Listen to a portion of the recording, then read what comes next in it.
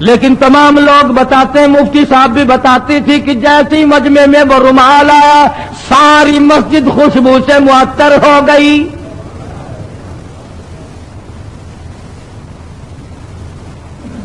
مفتی صاحب فرماتے تھے کہ ہماری سمجھ میں نہیں آتا تھا کہ یہ خس عطر کی خوشبو ہے، حنا کی ہے، گلاب کی ہے، چمیلی کی ہے، دربار کی ہے، زعفران کا عطر ہے، کستوری ہے، عنبر ہے، کیا چیز ہے، خوشبو نرالی ہے۔ اور جو طالب علم پڑھ رہے تھے اس زمانے میں، آخری دن تھا، ختم قرآن مجید تھا، ان طالب علموں نے مجھے بتایا کہ اتنی تیز خوشبو دماغ پرور، روح پرور کبھی نہیں سونگی۔ تو مفتی صاحب فرماتے تھے کہ میں نے مولانا عبید اللہ انور سے پوچھا کہ حضرت رومال تو ہم نے اس قسم کے بہت دیکھے، رومال تو اس قسم کے ہم نے بہت دیکھے، مگر یہ خوشبو آپ نے کہاں سے لگائی ہے اس میں؟ رومال تو عام دنیا لیے پھرتی ہے، مگر یہ خوشبو آپ نے کہاں سے لگا دی اس میں؟ اتنی بہترین خوشبو ہے، روح پرور خوشبو ہے، من بھاتی خوشبو ہے، اور ساری مسجد اندر سے باہر سے برآمدہ جتنا بڑا مجمع ہے سارے کا سارا معطر ہے۔ یہ خوشبو کہاں سے لگائی؟ تو مولانا عبید اللہ انور نے رو دیا اور فرمانے لگے کہ ابا جان کو جب آخری وقت میں تختے پر غسل دیا تھا، اس رومال سے میں نے حضرت لاہوری کی داڑھی کا پانی خشک کیا تھا، 17 سال گزر گئے، اس دن سے لے کر آج تک اس رومال سے یوں ہی خوشبو آتی ہے۔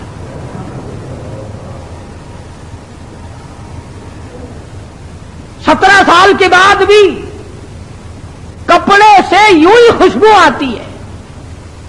کئی لوگ ہمیں کہہ دیتے ہیں کہ یہ قاری حنیف تو ولیوں کو نہیں مانتا، لو دیکھو میں تو ولیوں کی داڑھی کے اندر سے اتنی خوشبو مانتا ہوں کہ جو دنیا میں نہیں ملتی۔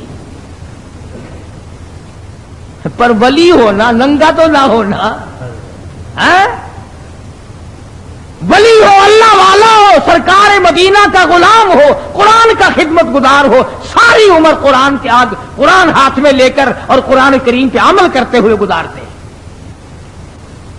لاہوری اتنا بڑا ولی تھا، ملک امیر محمد خان گورنر پنجاب حضرت لاہوری کی خدمت میں آیا، سمجھدار آدمی تھا۔ یہ پچھلے لوگ پھر بھی اللہ والوں کی قدر کیا کرتے تھے، اب جیسا گھپلا تو کبھی بھی نہیں بچا۔ حضرت لاہوری سے عرض کیا نواب گورنر پنجاب نے کہ میری بچی کا نکاح آپ نے پڑھانا ہے، میری بچی کا نکاح آپ نے پڑھانا ہے۔ تو فرمایا کچھ شرطیں ہیں میرے جیسا ہوتا تو اسی وقت اچھا جی سبحان اللہ سبحان اللہ، گورنر صاحب کی بچی کا نکاح میں پڑھاؤں، سارے پاکستان میں چرچا ہوگا، اخبار میں فوٹو آئے گا، ہزاروں نکاح لوگ مجھ سے اور پڑھوائیں گے، آمدنی کا ذریعہ بنے گا، سبحان اللہ۔ لگ جاتا پیچھے میرے جیسا ملا ہوتا کوئی، گورنر صاحب کا پونجڑا پکڑ کے پچھل پکڑ کے پیچھے پیچھے لگ جاتا، مگر وہ لاہوری تھا، دنیا پہ تھوکتا نہ تھا۔ کہا گورنر صاحب 3-4 شرطیں ہیں میری، پہلی شرط تو یہ ہے کہ تمہارا وہ جو آئلی قوانین کا فارم ہے میں اس پہ دستخط نہیں کروں گا، اور دوسری شرط یہ ہے کہ ایک ٹیڈی نہیں لوں گا، اور تیسری شرط یہ ہے کہ اس مجمع میں عورت نہ ہو، اور چوتھی شرط یہ ہے کہ 10 منٹ سے زیادہ نہیں ٹھہروں گا۔ جس کے دل میں قدر ہوتی ہے وہ ساری شرطیں ماننا کرتا ہے، کہنے لگا بالکل ٹھیک ہے، 10 شرطیں اور بتاؤ، ساری مانوں گا، لیکن نکاح آپ سے پڑھوانا ہے، نکاح آپ سے پڑھوانا ہے۔ آج کل نکاحوں کا بھی کیا معاملہ ہے۔ میں بیری والی میں خطیب تھا، اس محلے میں ایک شادی ہوئی تو نکاح کے لیے مجھے بلایا، برات آئی تھی لاہور سے، سارے یہ پتلونوں والے تھے، کھینچے کھچائے، جیسے گھوڑے کا ساتھ نہیں کھینچا رہتا تانگے والے گھوڑے کا، بالکل کسا ہوا ساتھ۔ اب کھڑے سارے، مجھے بیچ میں کھڑا کر لیا، انہوں نے کہا ہاں جی پڑھو نکاح۔ میں نے کھڑے کہ ہاں اور کیا؟ میں نے کہا یارو ایسا نکاح سیکھا ہی نہیں جو کھڑے کھڑے پڑھا دوں۔ میں نے کہا یاد رکھو اگر میں نے کھڑے کھڑے نکاح پڑھا دیا نا، یہ دلہا اور دلہن ساری عمر بھاگتے ہی پھریں گے، ٹھہرنے کے نہیں۔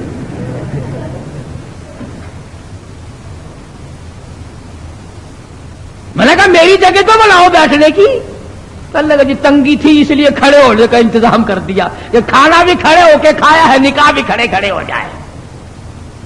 बोला कि मैं तो डरता हूं तुम सारे ही काम खड़े खड़े ना कर शुरू कर देना, फिर तो काम चलेगा ही नहीं, कोई इतबार नहीं तुम्हारा। आखिर बड़ी मुश्किल से मेरे बैठने की जगह बनाई। कहने लगा जी दूल्हा तो खड़ा रहा। अरे मैंने कहा निकाह तो इसी का है ना, ये निकाह ही मैं खड़ा हुआ पढ़ा दूंगा, खड़ा हुआ निकाह पढ़ा दूंगा। फिर अब बड़ी मुश्किल से यूं पैर फैलाकर, जैसे कुत्ता नहीं बैठता उसने यूं पैर फैलाए, पीछे से पड़ाक करके पतलून फट गई।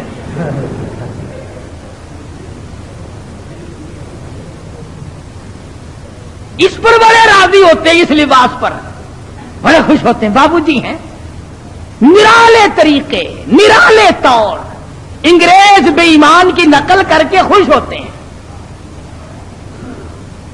देखा होगा ना आपने इन लोगों, देखो यहां जेबें लगती हैं, यहां जेबें लगती हैं, और ये कई यहां पीछे जेब लगाए फिरते हैं।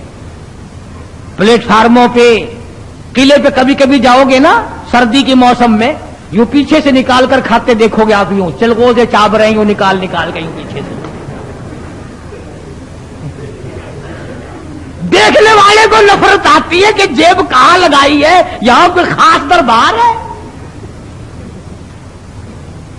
नोट भी यहीं से निकाल के देते हैं। पिछले दिनों में पेशावर जाने लगा तो वो टिकट ओके कहते हैं, टिकट ओके कराते हैं ना, तो चानस के लिए एक बाबूजी खड़े थे। उसने कहा था जी पैसे निकालो आपको टिकट। मैं बिल्कुल मिला हुआ खड़ा था ना, वो यूं झुका, मैंने कहा शायद कोई नीचे कागज गिर गया। मैं खड़ा था उसके दाईं तरफ, नीचे झुककर यूं पीछे को हाथ किया, मैंने कहा लो बदबख्त पीछे से निकाल लेगा पैसे। ये क्या तहजीब है। तो गवर्नर पंजाब ने, अल्लाह उसकी मगफिरत फरमाए, हम सब गुनाहगार हैं, बहरहाल जब तक मलक अमीर गवर्नर पंजाब का रहा, गवर्नर हाउस में औरत कदम न रख सकी, औरत जात कदम न रख सकी। और जब ये अलल्ले तड़ल्ले आए, फिर ये औरत के बगैर लैट्रीन में भी ना गए। मैं अर्ज कर रहा था, बात किसी और तरफ चली गई कि हजरत लाहौरी रहमतुल्लाह अलैह ने ऐसे वक्त में भी वो बादशाहों के सामने, वो गवर्नरों के सामने, वो तालिब इल्म और फकीरों के सामने यकसा वली थे, बदला नहीं करते थे। चुनाचे वही शर्तें पूरी हुई, हजरत ने जाके निकाह पढ़ा दिया। तो मौलाना उबैदुल्लाह अनवर फरमाते थे कि अब्बा जान को जब गुस्ल दिया गया तो आखिरी वक्त में मैंने इस रुमाल से दाढ़ी साफ की थी, 17 साल गुजर गए, हमें आज तक इतर खरीदने की जरूरत नहीं पड़ी। और कब्र की मिट्टी से भी खुशबू आई। लोगों ने कहा किसी मुरीद ने सेंट फेंक दिया होगा। लेबोरेटरी वालों को मिट्टी दी गई, उन्होंने रिसर्च की, तहकीक की, तफ्तीश की और रिपोर्ट ये दी, ये वो खुशबू है जिसका दुनिया में वजूद ही नहीं। इसलिए मैंने ये आयतें आपके सामने रखी कि कितना रब्बाना रब्बाना आदमी करता है, मगर उस वक्त के रब्बाना से कुछ नहीं बनेगा।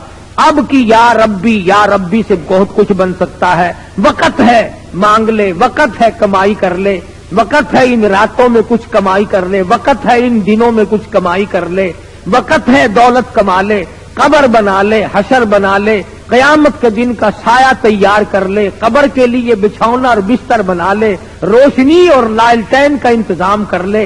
अब वक्त है मौत के वक्त की प्यास के लिए आब ज़मज़म तैयार कर ले। तमाम चीजों का वक्त आज है। और अगर इस सारी जिंदगी को यूं ही बर्बाद कर दिया कि साहब हम तो यूं कह डालेंगे कि मेरी बदनसीबी ने मुझे मार दिया था और ये बस गुमराही हो जो गई जी, तो इससे काम नहीं चलता।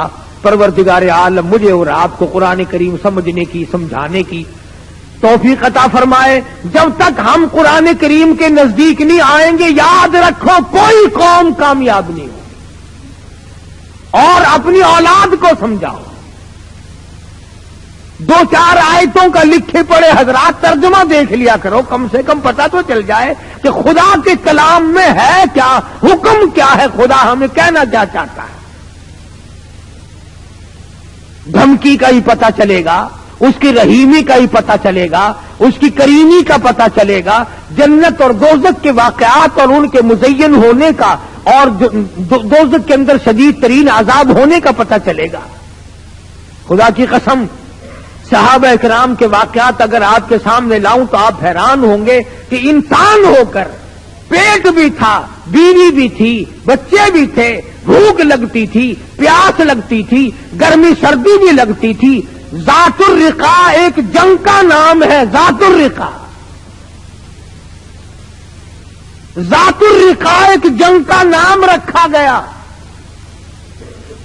اس کا اردو ترجمہ ہے چیتھڑوں والا جنگ، ٹھگڑیوں والا جنگ، ٹلیوں والا جنگ۔ اتنی غربت تھی محمد صلی اللہ علیہ وسلم کے غلاموں کے پاس، نہ جوتی ہے نہ کپڑا ہے، یا خدا کی قسم پتھر پہ پاؤں رکھتے تھے۔ صحابہ کہتے ہیں یوں معلوم ہوتا تھا کہ ہم نے آگ کے انگارے پہ پیر رکھ دیا۔ اپنے پیروں کو چیتھڑے اور کپڑے لپیٹ کے صحابہ کرام چلے۔ کسی جنگ میں صحابہ کرام نے اپنے پیٹ پہ پتھر باندھ باندھ کر گزارے کیے۔ حضرت جابر بن عبداللہ رضی اللہ تعالیٰ عنہ کہتے ہیں کہ ایک جنگ میں کم سے کم 15 دن تک روٹی کی شکل نہیں دیکھنی نصیب ہوئی۔ کمائی تو ان لوگوں نے کی ہے، میں اور آپ کیا کمائی کر کے لے جائیں گے؟ اسی کو تو کہتا ہے کہ تن میرا آشا پڑ گیا، پیری سے گردن جھک گئی۔ تن میرا آشا پڑ گیا، پیری سے گردن جھک گئی، اب تو جھک گئے شرکت خدا کے سامنے ہے۔ بڑھیپا آ گیا، جو جا کے نہ آئے وہ ہے جوانی، اور جو آ کے نہ جائے وہ ہے بڑھیپا۔ جوانی چلی گئی، مڑ کے نہیں آئے گی، بڑھیپا آ گیا، اب تو جائے گا، بڑھیپا نہیں جاتا۔ بڑھیپا نہیں جائے گا، تو جائے گا۔ اب قبر آئے گی اور کچھ نہیں آئے گا، نہ بچپن آئے گا، نہ جوانی آئے گی، نہ شباب آئے گا، نہ وہ حسن و جمال آئے گا، نہ وہ خیالات آئیں گے۔ اب تو قبر آئے گی، قبر۔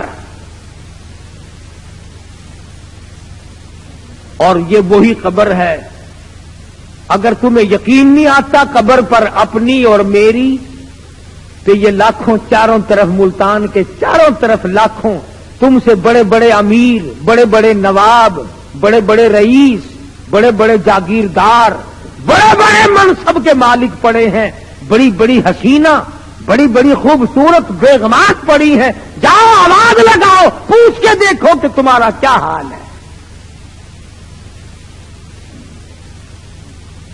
اس لیے میں نے عرض کیا کہ یہ وقت کمائی کا ہے، کمائی کیجیے۔ جمعے کے دن درود شریف کا اہتمام کرو۔ سلطان نور الدین زنگی رحمت اللہ علیہ نے ایک جمعرات کو 700 مرتبہ درود شریف پڑھا، 1000 مرتبہ پڑھے بغیر سویا نہیں کرتا تھا۔ تو محمد کریم صلی اللہ علیہ وسلم کے خواب میں زیارت ہوئی، فرمایا نور الدین آج 300 مرتبہ درود شریف کم کیوں پہنچا؟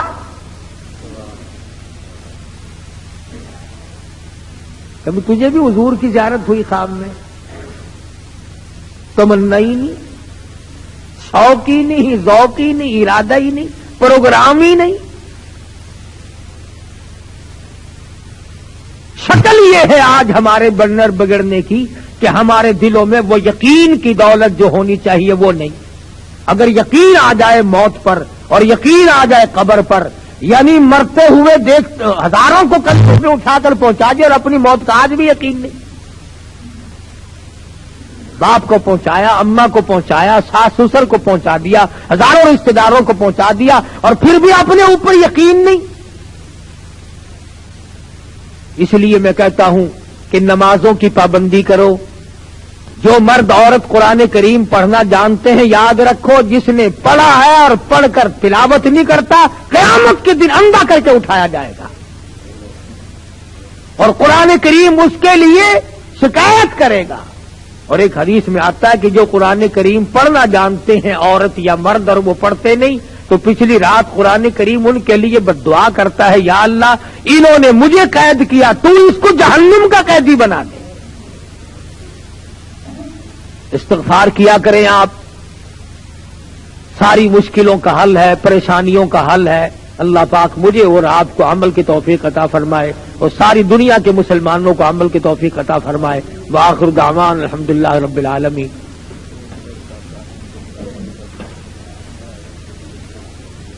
اللہم صلی وسلم وبارک علی سیدنا مولانا محمد النبی الامی الہاشمی وعلی آلہ واصحابہ برۃ الکرام۔